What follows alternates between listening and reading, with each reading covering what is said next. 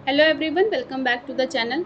आज हम एक बहुत ही खास टॉपिक पर बात करने वाले हैं, भारत की शास्त्रीय भाषाएं यानी क्लासिकल लैंग्वेजेस ऑफ इंडिया।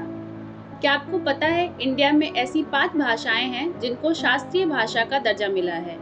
आज हम इन्हीं भाषाओं के बारे में बात करेंगे, उनका इतिहास, विकास और उनका आज का महत्व।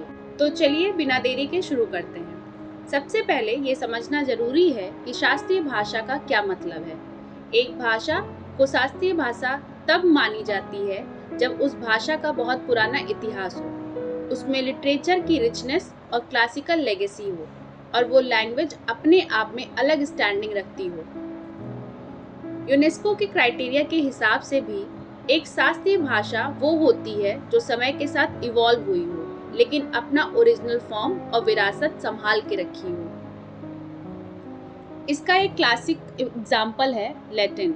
जैसे लैटिन ने यूरोपियन लैंग्वेजेस पे इन्फ्लुएंस किया, वैसे ही भारत की शास्त्रीय भाषाएं भी अपने रिस्पेक्टिव रीजन्स में प्रोफाउंड इम्पैक्ट डालती हैं। चलिए अब इन 5 शास्त्रीय भाषाओं के बारे में डिटेल में बात करते हैं। मराठी। मराठी जो महाराष्ट्र की ऑफिशियल लैंग्वेज है और एक एंशिएंट इंडो आर्यन लैंग्वेज है। इसकी हिस्ट्री 8th सेंचुरी सीई तक जाती है। मराठी को भाषा और लिटरेचर के मामले में काफ़ी रिच माना जाता है, जिसमें संत तुकाराम, संत ज्ञानेश्वर जैसे भक्ति संत और शिवाजी महाराज के पीरियड का सिग्निफिकेंट कंट्रीब्यूशन है। मराठी थिएटर, पोएट्री और लिटरेचर का अपना एक अलग हिस्टोरिकल सिग्निफिकेंस है। वीएस खंडेकर और पीएल देशपांडे जैसे राइटर्स ने मराठी को लिटरेसी रिचनेस में और ज़्यादा डीपन किया है। आसामीज़।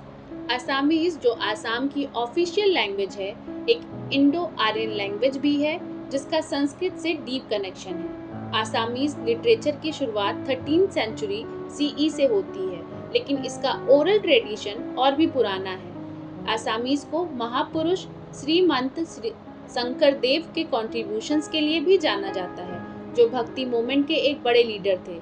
इन्होंने आसाम के कल्चर और लिटरेचर को डीप इम्पैक्ट किया है।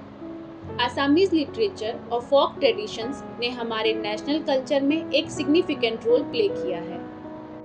पाली। पाली एक एंशिएंट इंडियन लैंग्वेज है जो प्राइमरली बुद्धिज्म के स्क्रिप्चर्स के लिए यूज होती थी, जैसे कि त्रिपिटक। पाली की हिस्ट्री को एंशिएंट इंडिया में गौतम बुद्ध के टाइम से एसोसिएट किया जाता है। पाली की लिटरेचर ने पूरा बुद्धिस्ट वर्ड को इन्फ्लुएंस किया और ये लैंग्वेज काफ़ी धार्मिक और फिलोसफिकल इम्पोर्टेंस रखती है। पाली की वजह से हम बुद्धा के ओरिजिनल टीचिंग्स तक पहुंच सके हैं, और इसका इम्पैक्ट श्रीलंका, थाईलैंड, म्यांमार जैसे कंट्रीज में आज भी दिखाई देता है। प्राकृत। प्राकृत एक लैंग्वेज ग्रुप है जो एंशिएंट और मेडिवल इंडिया में कॉमन लोगों के द्वारा बोली जाती थी। इसका यूज़ लिटरेचर, ड्रामा और जैन स्क्रिप्चर्स में एक्सटेंसिव है। जैनिज्म के एंशिएंट टेक्स्ट जैसे कि आगामास और सूत्रास प्राकृतिक में ही लिखे गए थे। प्राकृत को मेडिवल इंडिया के पॉपुलर लैंग्वेजेस में से एक माना जाता है और ये अपनी सिंप्लिसिटी और क्लैरिटी के लिए फेमस थी। भरत मुनि के नृत्य शास्त्र में भी प्राकृत का मेंशन है एज ए लैंग्वेज जो लोकप्रिय थी। बंगाली। बंगाली जो वेस्ट बंगाल और बांग्लादेश की प्राइमरी लैंग्वेज है, काफ़ी रिच और डीप लिटरेसी ट्रेडिशन रखती है। बंगाली लिटरेचर का डेवलपमेंट 10th सेंचुरी सीई के आसपास शुरू हुआ। रविन्द्रनाथ टैगोर जो एशिया के पहले नोबेल प्राइज विनर थे, उनका काम बंगाली लिटरेचर में क्लासिक माना जाता है। बंगाली लैंग्वेज के अंदर एक बहुत ही यूनिक पोएटिक और लिटरेरी ट्रेडिशन है जो आर्ट्स, म्यूजिक और ड्रामा में अपना इम्पैक्ट रखता है। इस भाषा ने इंडिपेंडेंस मूवमेंट से लेकर मॉडर्न लिटरेचर तक काफ़ी बड़े पोएट्स, राइटर्स और रिफॉर्मर्स को जन्म दिया है। लैंग्वेजेस हमारी संस्कृति हमें अपने पास से जोड़ने में मदद करती है और हमारे ट्रेडिशनल नॉलेज को आने वाली जनरेशन तक पहुंचाती है।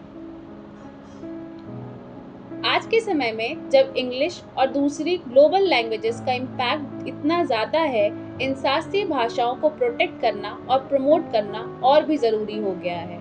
गवर्नमेंट और एजुकेशनल इंस्टीट्यूशन इसमें एक्टिव रोल प्ले कर रहे हैं, जैसे कि यूनिवर्सिटीज़ में क्लासिकल स्टडीज़ को प्रमोट करना और इन लैंग्वेजेस को डिजिटल प्लेटफॉर्म्स पे लाना।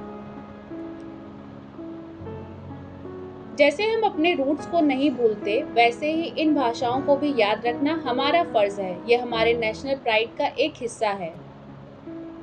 तो दोस्तों, ये थी भारत की 5 शास्त्रीय भाषाएं और उनका इतिहास, विकास और आज का महत्व। अगर आपको ये वीडियो पसंद आई हो तो ज़रूर शेयर करें, सब्सक्राइब करें और अपने कमेंट्स से मुझे बताएं कि आपके अकॉर्डिंग कौन सी शास्त्रीय भाषा आपके लिए सबसे खास है। थैंक यू फॉर वॉचिंग और मिलते हैं अगले इन्फॉर्मेटिव वीडियोज़ के साथ। Till then keep reading and keep dreaming. Bye bye.